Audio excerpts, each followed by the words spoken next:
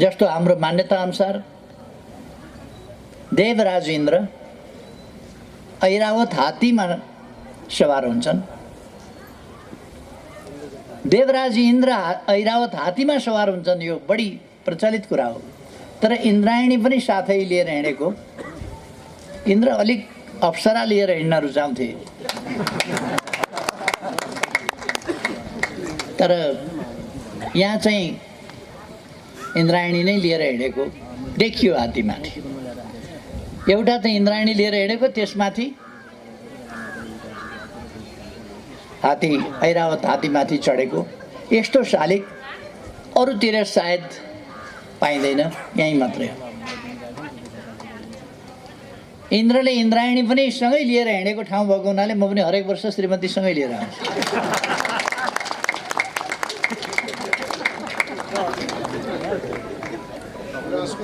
भनाइ अनुसार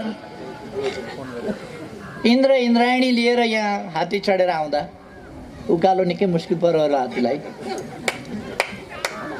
तर त्यस बेला आएर पनि ढकमक्क गुराँस फुलेको बेला गुराँसको फुल टिपेर इन्द्रायणीलाई दिएका थिए भन्ने सुनिन्छ। यो परम्परा किन कायम नराख्ने पाएसम्म?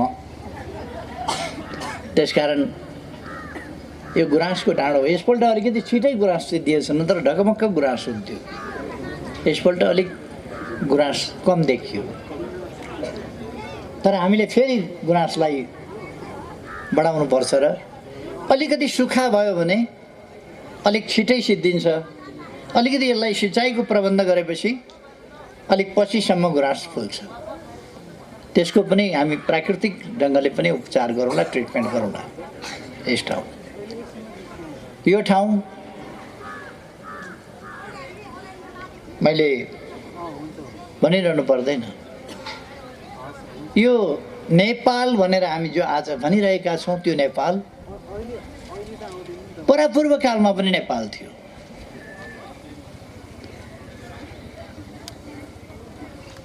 सत्रौँ 18औं शताब्दीको सुरुको एउटा नक्सा मैले हेरेको थिएँ। त्यसमा भारतका थुप्रै स्वतन्त्र राज्यहरू, महाराष्ट्रका रजौटाहरू, अरू विभिन्न रजौटाहरू, पन्जाबका रजौटाहरू, बङ्गालका रजौटाहरू, अरूतिर ग्वालियर र अरू ठाउँका रजौटाहरू, थुप्रो रजौटाहरूका राज्यहरू, ससाना राज्यहरू, टुक्रे राज्यहरू देखिन्छ। तर भारत भन्ने देश थिएन। तर नेपाल चाहिँ त्यति बेलाको नक्सामा पनि नेपाल देखिन्छ। त्यस बेलाको नक्सामा पनि नेपाल देखिन्छ। ब्रिटिस आइसकेपछि पछि, धेरै पछि मात्रै उनीहरूले सिन्धु नदी भन्न नजानेर, उनीहरूको जिब्राले सिन्धु भन्न नजानेर इन्डु भने। इन्डुभन्दा पूर्वको इस्ट अफ इन्डु, सिन्धुभन्दा पूर्वको जमिन इस्ट अफ इन्डु गर्दै गर्दै उनीहरूले इस्ट इन्डिया कम्पनी खोले। इन्डु भन्ने ठाउँलाई सिन्धुबाट इन्डु भयो, इन्डुबाट इन्डिया बनाए, अनि इस्ट इन्डिया कम्पनी भने। एउटा भाषा बोल्ने मान्छेले अर्को भाषाको उच्चारण राम्ररी गर्न जान्दैन। हामीले अङ्ग्रेजी बोल्दाखेरि अङ्ग्रेजले जस्तै बोल्दैन। अङ्ग्रेजले नेपाली राम्रै पढ्दा पनि उनीहरूले हाम्रो जस्तै नेपाली बोल्दैन। अनौठो ढङ्गले बोल्छन् अनि हामीलाई मिठो लाग्छ, गजब अनौठोसँग बोले भनेर। यो त्यति पुरानो देश हो। तर बिचमा पूर्वतिर अनेक राजा रजौटाहरू र पश्चिमतिर गण्डकीतिर 22वटा राज्य र त्योभन्दा पश्चिम कर्णाली, महाकाली आदितिर 24वटा राज्य। त्यस्तो स्थितिमा एउटा एकीकरणको अभियान थालियो। एकीकरणका किल्लाहरू थुप्रो ठाउँमा छन्। हाम्रो योभन्दा पल्लापट्टि पर्छ नुवाकोटमा। त्यसको दुईटा महत्त्व छ। चिम्टेश्वर भन्ने डाँडा छ, त्यहाँ चिम्टेश्वर महादेवको मन्दिर पनि छ। उहिले यो द्वापर युग त्रेता युगभन्दा अगाडिको कुरो। शिवले त्यहाँ डाँडामा पुगेपछि चिम्टा गाडेको ठाउँ हुनाले त्यस ठाउँलाई चिम्टेश्वर भन्छन् र त्यो डाँडो चिम्टेश्वर महादेवको मन्दिर भएर चिम्टेश्वरको रूपमा चिनिन्छ। पहिलो किल्ला पृथ्वीनारायण शाहले नुवाकोटबाट जब राज्य विस्तार गर्न थाले त्यो चिम्टेश्वर डाँडाबाट पहिलो किल्ला बनाएर सुरु गरेका थिए। त्यसपछि काठमाडौँ उपत्यका यो पल्लो डाँडो चन्द्रगिरीमा जुगामा ताउ लगाएको त हामीलाई सबै थाहै छ। त्यसपछि यस डाँडामा रहेका किल्लाहरू गढीहरू यहाँ छँदैछ। देश एकीकरण गर्ने क्रममा नै कालु पाँडे, जसको वास्तविक नाम त कालु पाँडे होइन, पाँडेकाजीलाई थाहा होला, वंशीधर पाँडे हो। वंशीधर पाँडेका पिता भीमराज पाँडे, भीमराज पाँडेका पिता नै त्योभन्दा उहाँका हजुरबा जब गोर्खामा शाह वंशको राज्य सुरु भयो, गोर्खामा शाह वंशको राज्य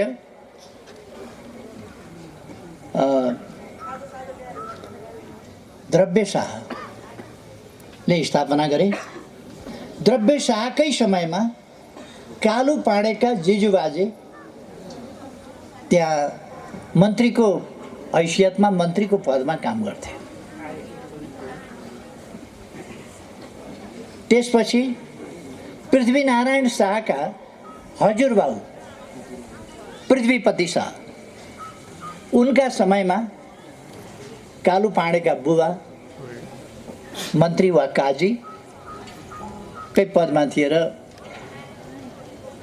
त्यस बेला पनि काजी भीमराज पाँडे। त्यसपछि एकीकरणको अभियान जब थालियो, कालु पाँडेले कलिलै उमेरमा, त्यसको 20 वर्षको उमेरदेखि राजकाजमा अगाडि बढेका कालु पाँडे हुन त उनले 44 वर्षको उमेरमा नै मारिनु पर्यो। मारिनु परे पनि, जीवन दिनु परे पनि एकीकरणको अभियानलाई, देशलाई एकीकृत गर्ने र मजबुत राष्ट्र बनाउने, ताकि फिरिङ्गीहरूले यस देशलाई कब्जा गर्न नसकुन् र यस देशलाई मजबुत राखौँ। एउटा कुरातर्फ मैले लगातार ध्यान आकर्षण गरिरहेको छु। शाहवंशीय शासनकाल लामो समय चल्यो, त्यसकारण शाहवंशीय शासनकालमा पृथ्वीनारायण शाहका यस्तो औँलो ठडाएका थुप्रो शालिग बने देशभरि एकीकरणका नायक भनेर। तर पृथ्वीनारायण शाह त दरबारमा बसेर आदेश गर्ने हुन्, लडाइँको मैदानमा गर्दन दिने त कालु पाँडे जस्ता जनताका छोराहरू नै थिए नि, राजा होइन। पाँडेहरू, बस्नेतहरू, थापाहरू को योगदान र अरू आम जनताको लडाइँको मैदानमा गरेको योगदान, विजयनगरजीले सुका मोहर दिएर सुरु गरेको हतियार किन्ने फन्ड, त्यो विस्तार हुँदै गयो। कालु पाँडेका 3 भाइ छोरा, 2टी छोरी थिए।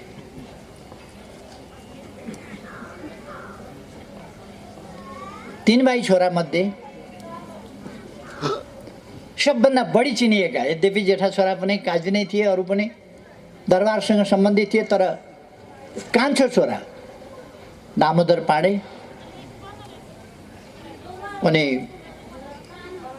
सेनापति पनि थिए र त्यसबेला प्रधानमन्त्री भन्ने चलन थिएन, प्रधानमन्त्रीको हैसियतमा पनि थिए र त्यस बेलाका जमानामा मन्त्री र सेनापति तरबार बोकेका हुन्थे र उनीहरू युद्धको मैदानमा हुन्थे। त्यसकारण दामोदर पाण्डे, कालु पाण्डेका कान्छा छोरा दामोदर पाण्डे, उहाँ टिस्टामा गएर 7वटा 9वटा कतिवटा किल्ला टिस्टामा पनि दामोदर पाण्डेले बनाएका छन्। कालु पाण्डेका कान्छा छोरा टिस्टासम्म पुगेर। तर युद्ध त्यहीँ रोक्नु पर्यो र फर्किनु पर्यो दामोदर पाण्डेले। जे होस्, यो एउटा लामो वीरताको गौरवको इतिहास।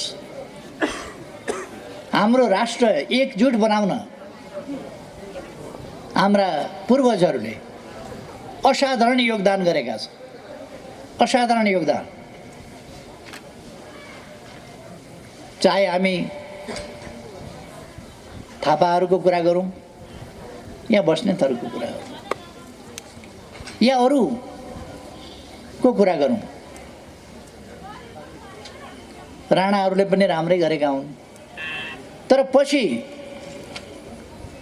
बलभद्र कुँवर आदि कुँवर छैन्जेल ठिकै गरेका थिए, तर जब राणा भएपछि अनि अलिक अहङ्कार चढेपछि आफै शासक हुन खोज्दा द्वैध शासन पनि सुरु भयो र तानाशाही पनि लादियो।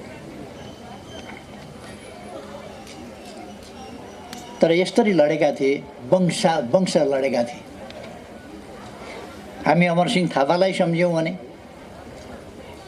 अमरसिंह थापाका 3 पुस्ता एउटै लडाइँका मोर्चामा थिए। 74 वर्षका अमरसिंह थापा तरबार लिएर मैदानमा लडिरहेका थिए। उनका भाइ नयनसिंहका छोरा भीमसेन थापा अर्को मोर्चा सम्हालिरहेका थिए। तिनका छोरा उजिरसिंह थापा जितगढी, जहाँबाट अङ्ग्रेजलाई लखेटिएको थियो बुटवलबाट, उनले अर्को मोर्चा सम्हालेका थिए। त्यसै गरेर भक्ति थापा तोपको मोरीको अगाडि गएर लड्दाखेरि तोप हानेर तोपले उहाँलाई उडाएको थियो। तोपकै मोरीको अगाडि गएका थिए खोज्नका लागि, तर उनले खोज्न पाएन। त्यही कुरा तत्कालीन हाम्रा जवानहरूले, हाम्रा अफिसरहरूले, जवानहरूले यहाँ चिसापानी गढीमा गरे। कालीबहादुर तोप भन्ने छँदैछ। त्यो कालीबहादुर तोप पड्काइराखेका थियो। हाम्रा जवानहरू मारिरहेका थिए, तर उनीहरू नाङ्गा खुकुरी लिएर गए र छपाछप त्यहाँ विरोधीहरूलाई छप्काएर उनीहरू तोपमाथि चढेर अब कोही छ भन्दाखेरि सबै बाँकी रहेका अङ्ग्रेजहरू भागिसकेका थिए। त्यसरी चिसापानी गढी तोपको मोरीमा लड्दै गएर जितेका थिए, पूर्वदेखि पश्चिमसम्म। यो गौरवपूर्ण इतिहासबाट बनेको देश। हामी ती वीरहरूलाई सम्झिरहेका छौँ। तत्सम्बन्धमा साथीहरूले केही कुराहरू राख्नुभएको छ, मेरो ध्यान गएको छ त्यसमा। काजी कालु पाण्डेको समाधिस्थलको केही जमिन सरकारले लिइदिनु पर्यो र त्यसलाई एउटा स्मृति स्थलको रूपमा फरक ढङ्गले विकास गर्नु पर्यो भनेर भन्नुभएको छ। यसमा मेरो ध्यान गएको छ। अरू विकासका कुराहरूमा साथीहरूले प्रश्नहरू उठाउनु भएको छ, मेरो ध्यान गएको छ। हामी हाम्रा हरेक ठाउँहरूलाई, हरेक भूभागहरूलाई अनेक ढङ्गले विकास गर्न सक्छ। कोही सुन्दरताको हिसाबले, कोही इतिहासको हिसाबले, कोही धार्मिकताको हिसाबले, कोही एकीकरणसँग जोडिएर, कोही पौराणिक इतिहाससँग जोडिएर, कोही धार्मिकतासँग जोडिएर, कोही अरू कुरासँग जोडिएर हाम्रा विभिन्न स्थलहरू अत्यन्तै महत्त्वपूर्ण छ, धेरै महत्त्वपूर्ण। र तिनीहरूको विकास गर्न सकिन्छ, विकास गर्नुपर्छ। म यहाँहरूलाई के भन्न चाहन्छु भने यस ठाउँमा जति विकास भएको छ, यी 3 वर्षहरूमा जति विकास भएको छ, यहाँहरूले देख्नुभएको छ आफैले। कस्तो थियो यो ठाउँ, के भइरहेको छ, अरू ठाउँहरू के भइरहेको छ, यहीँ तलबाट सुरुङ मार्ग अघि मेयर साहबले राखिसक्नु भएको छ। यहीँ तल हामीले सुरुङ मार्गको सुरुवात गर्दैछौँ। वर्ष, 1.5 वर्ष, 2 वर्ष लाग्ला। त्यसपछि हामी डाँडा काँडा घुमेर गाडी होइन, यहाँबाट 9 फुत्त निस्किन्छ गाडी एकैचोटि, थानकोटबाट 9 पहिली हामी अब सुरुङ युगमा प्रवेश गऱ्यौँ भन्दा मान्छेले उडाए। अहिले हाम्रो कोशी र गण्डकीमा स्टिमरहरू चलाएर सुनसरीबाट भोजपुर 11 मिनटमा पुगिन्छ अहिले, जबकि 11 घन्टा लाग्थ्यो। डाँडा जाँदा खतरै खतरा हुन्थ्यो। अहिले स्टिमरमा 11 मिनटमा भोजपुर पुगिन्छ। त्यो खाली नदीहरूलाई पनि हामीले प्रयोग गर्न सक्छौँ, समुद्रलाई पनि प्रयोग गर्न सक्छौँ। हामी जहाज किनेर समुद्रमा चलाउन सक्छौँ। धेरै मान्छेहरूले त्यसबेला मैले त्यसो भन्दाखेरि मजाक उडाए, तर त्यो सम्भव छ। अहिले पर्यटकहरूको घुइँचो छ नारायणीमा स्टिमर चढ्नेहरूको। सानो जहाज हो स्टिमर, त्यो चढ्नेहरूको घुइँचो छ। तपाईँहरू पनि नारायणघाट पुग्नुभयो भने या धरानतिर पुग्नुभयो भने एकपल्ट स्टिमर चढेर आउनु होला नेपालमै, हाम्रा खोलाहरूमै। आधी घन्टामा भोजपुर पुगिओरिकन एक कप चिया खाएर फर्किनु होला सुनसरी। त्यो भइराखेको छ हाम्रै देशमा। अघि नै साथीहरूले भनिसक्नुभयो, तुहिनहरू विस्थापित भए, बाटाहरू धेरै विकास भएका छन्, पुलहरू धेरै विकास भएका छन्, सडक पुल, झोलङ्गी पुलहरू। अब नेपाल दुर्गम लगभग नरहने स्थितिमा पुगेको छ। केही पहाडका अति दुर्गम ठाउँहरू मात्रै दुर्गम भनिने अवस्थामा छन्। त्यसको दुर्गमता पनि हामी सिद्ध्याउँछौँ। एक ठाउँ मात्रै होइन, एउटा भूभाग मात्रै होइन, यहाँ मात्रै होइन, इन्द्र सरोवरको कुरा मात्रै होइन, काजी कालु पाँडेको समाधिस्थलको कुरा मात्रै होइन, हाम्रै सोचहरू हुन् जसले विकासको एउटा लहर ल्याएको छ।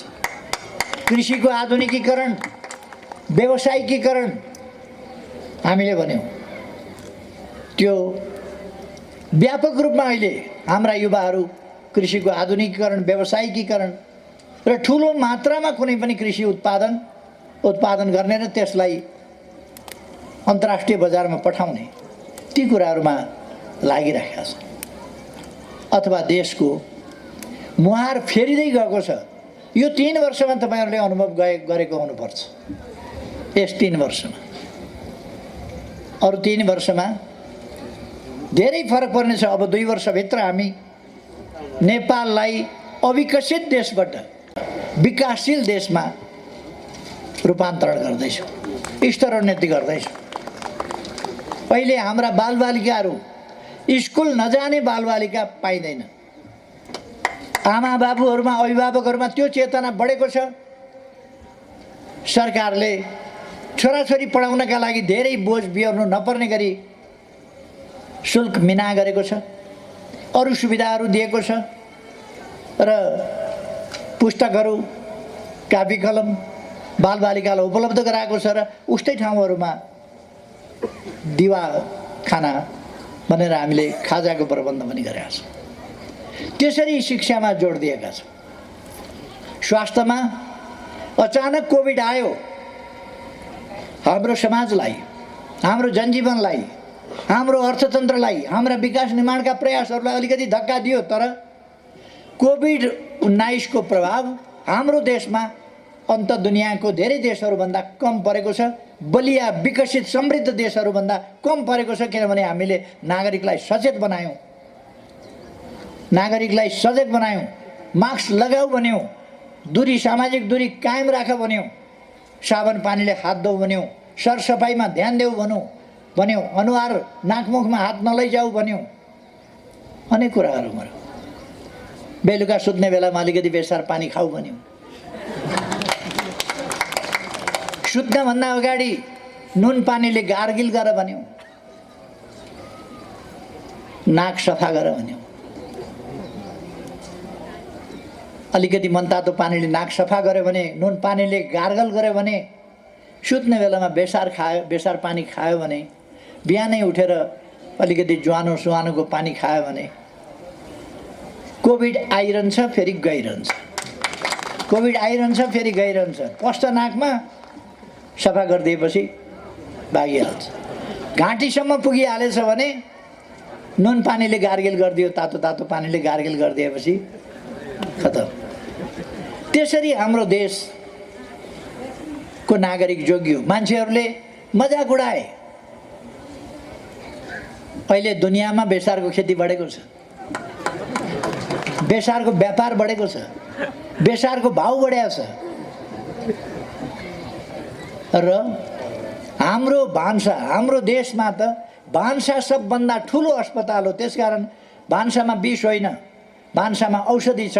हामीले औषधिको प्रयोग गर्नुपर्छ। भान्सा हाम्रो खाना औषधिमय छ, हाम्रा मरमसलाहरू औषधिमय छ, एन्टिबायोटिक छन्, ट्याब्लेट खाइरहनु पर्दैन। हामीले कुलत नलिउँ। कुलत नलिएपछि जाँड खान छोडिदियो भने लिभर खराबै हुँदैन। अब कसैको संस्कृति छ भने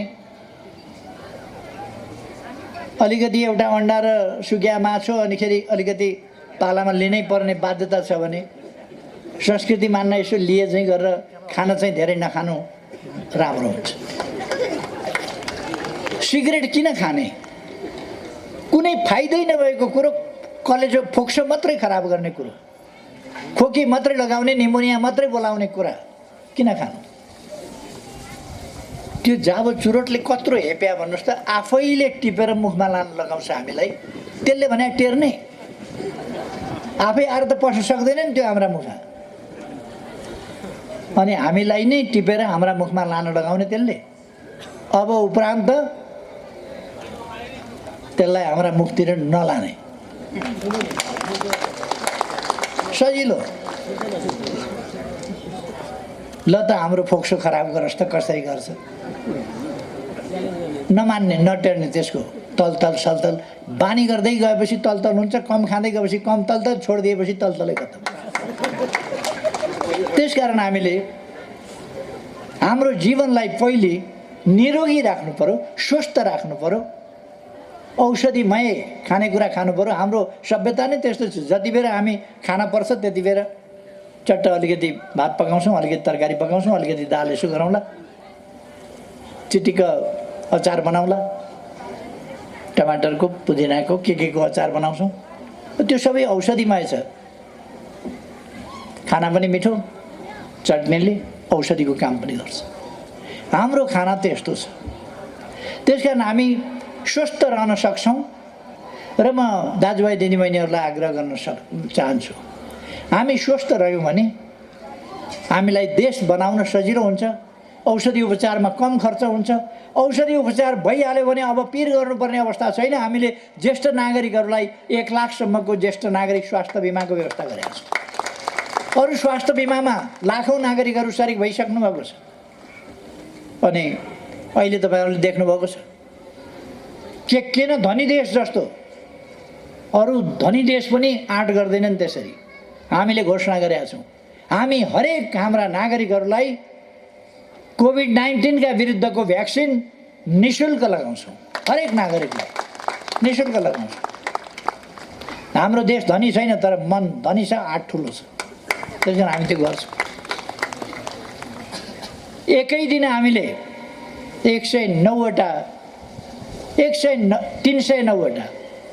309वटा अस्पताल एकै दिन हामीले देशभरि शिलान्यास गर्यौँ। अरू देशहरूले त्यस्तो गर्न सक्दैन। हाम्रो देश सानो होला, कमजोर होला, तर पनि हामी त्यो गर्छौँ। अब हाम्रो विकासको गति एवं रीतिले तीव्र ढङ्गले अगाडि बढ्छ। तपाईँहरू ढुक्क हुनुहोस्। अरू मैले धेरै केही भनिरहनु पर्ला जस्तो लाग्दैन। अब हामी चुनावतर्फ जाँदैछौँ। वैशाख 27, वैशाख 17 र 27 दुई दिन, 2 चरणमा चुनाव हुन्छ। यस प्रदेशमा 27 गते चुनाव हुन्छ। प्रदेश नम्बर 2 गण्डकी प्रदेश लुम्बिनी प्रदेश र सुदूरपश्चिम प्रदेश र ती प्रदेशका 40वटा जिल्लामा वैशाख 17 गते चुनाव हुन्छ। अरू 3वटा प्रदेश र त्यहाँका 37वटा जिल्लामा वैशाख 27 गते निर्वाचन हुन्छ। त्यसकारण म साथीहरूलाई आग्रह गर्न चाहन्छु, त्यस अभियानमा जुट्नुहोस्। परिस्थिति कहिले कहिले उतार चढाव आउँछ, तर हाम्रा सोचहरू राम्रा छन् भने अघि साना नानीहरूले गाएको गीत जस्तै म मगरकी छोरी, म नेपालीकी छोरी, म गोर्खालीकी छोरी, छैन मनमा छल कपट गाउँदै थिइन्। हाम्रो मनमा छल कपट हुनु हुँदैन। देशप्रति इमान्दारिता हुनुपर्छ, जनताप्रति इमान्दारिता हुनुपर्छ, विकासप्रति इमान्दारिता हुनुपर्छ, देशमा शान्ति सुव्यवस्था कायम गर्ने कुरामा इमान्दार हुनुपर्दछ र सबैले योगदान गर्नुपर्दछ। राष्ट्रिय एकता कायम गर्ने कुरामा, देशलाई एकजुट बनाएर लाने कुरामा एकताबद्ध हुनुपर्दछ। हतियार उठाइरहेका, व्यवस्थाको विरोध गरिरहेका विप्लव समूहका नेता विप्लवले सरकारसँग वार्ता गर्छौँ, हामी वार्ता गरेर समाधानमा जान्छौँ भनेर वक्तव्य निकालेछन्। कतिपयलाई आतंक छायो। विप्लवलाई प्रयोग गरौँला कि भनेको त वार्ता गरेर समस्या समाधान गर्छु पो भन्न थाले। यो त देश त साँच्चै हरेक हिसाबले अगाडि बढ्छ है क्या हो? पृथकतावादको कुरा गरिरहेको सिके राउत पृथकतावाद छोडेर राष्ट्रिय राजनीतिको मूलधारमा आउँछु भने अब विप्लव वार्ता गर्छु भन्दैछन्। केहीलाई छटपटी भएको छ। यस्तो डाँडो त आकर्षक गन्तव्य बनिसक्यो भने अन्त के भइराख्या होला? देश अगाडि बढिराखेको छ, मान्छेलाई पिर परिराखेको छ। यहाँ त केपी ओलीको नेतृत्वमा काम त हुने भयो, काम बेसरी भयो भने उसलाई कसरी पराजित गर्ने? पराजित गर्नै नसकिने गरी काम गर्यो भने त जनताले जस दिने भए। त्यसमा मान्छेहरूलाई पिर छ। काम भएकोमा खुसी होइन। काम भयो त्यसकारण लोकप्रिय हुन्छ है क्या हो? काम भयो पराजित गर्न नसकिने गरी अगाडि बढ्छ है क्या हो? मलाई लोकप्रियताको लोभ होइन। मैले लोकप्रियताका लागि काम गर्ने होइन। म यस इन्द्रदहमा आएर, कालुपाँडेको समाधिस्थलमा आएर यहाँका विकासका लागि काम गरेको। तपाईहरुले राम्रो भनिदिनुस् भनेर होइन, भन्नुस् नभन्नुस् जेसुकै गर्नुस्, तर यहाँको विकास हुनु पर्यो। मेरो उद्देश्य यहाँको विकास हो। कसले राम्रो भन्छ कसले राम्रो भन्दैन मेरो सरकारको विषय होइन, तर यहाँको विकास हुनु पर्यो। यहाँका भत्किएका मन्दिरहरू जीर्णोद्धार हुनु पर्यो, यहाँका सत्तलहरू जीर्णोद्धार हुनु पर्यो, यहाँको पोखरी जीर्णोद्धार हुनु पर्यो। मेरो काम त्यो हो। पाँडे काजीहरू, म आएर कालुपाँडेको समाधिस्थलमा जब मैले पुष्पार्पण गरेँ, त्यहाँ मैले माल्यार्पण गरेँ, त्यहाँ मैले श्रद्धा सुमन अर्पण गरेँ। त्यसपछि उहाँहरूमा पनि एउटा वंशको हैसियतले उत्साह बढ्यो। उहाँहरूले आफ्ना खर्चमा थुप्रो काम गर्नुभएको छ। म उहाँहरूलाई धन्यवाद भन्न चाहन्छु। पुर्खाहरूप्रति, पितृहरूप्रति बाबुसम्मको श्राद्ध गर्छ मान्छेले, हजुरबाउको भएपछि छोडिदिन्छ। तर उहाँहरूले धेरै पुस्ता अगाडिको जिजु बाजेको श्राद्ध गर्नुभएको छ। बडा शानदार ढङ्गले श्राद्ध गर्ने तरिका यो, पितृ तार्ने तरिका यो। उहाँहरूले यो काम गर्नुभएको छ। म उहाँहरूलाई धन्यवाद भन्न चाहन्छु। त उहाँहरूमा पनि एउटा उत्साह जागेको छ। हामी सबैका उत्साहहरू मिलेर यो ठाउँको विकास भएको छ। यस ठाउँको विकासलाई अगाडि बढाउँ। सकेँ भने अर्को वर्ष पनि म भ्याएँ भने फेरि अर्को वर्ष पनि यस दिन आउँछु। यदि कदाचित म आउन भ्याइनँ भने पनि यो महोत्सव फागुन 9 गते निरन्तर रहनेछ। निरन्तर रहोस्, शुभकामना भन्न चाहन्छु। यो ठाउँको विकास हुँदै जाओस्, यहाँका जनताले सुख पाउँदै जाउन्, यहाँ विद्यालय अस्पताल आदिका सुविधा, यहाँ पर्यटकीय गन्तव्यका हिसाबले मानिसहरूलाई खाने बस्ने आदि सुविधा, आराम गर्ने सुविधा जस्ता कुराहरू उपलब्ध हुने गरी यसलाई विकास गर्न सकौँ र यो ठाउँ एउटा विश्वमा परिचित हुने गरीको ठाउँ, एउटा इन्टरनेसनल डेस्टिनेसनकै रूपमा यो ठाउँ आओस् भन्ने मेरो शुभकामना राख्न चाहन्छु र यहाँहरूसँग बिदा हुन्छु। धन्यवाद।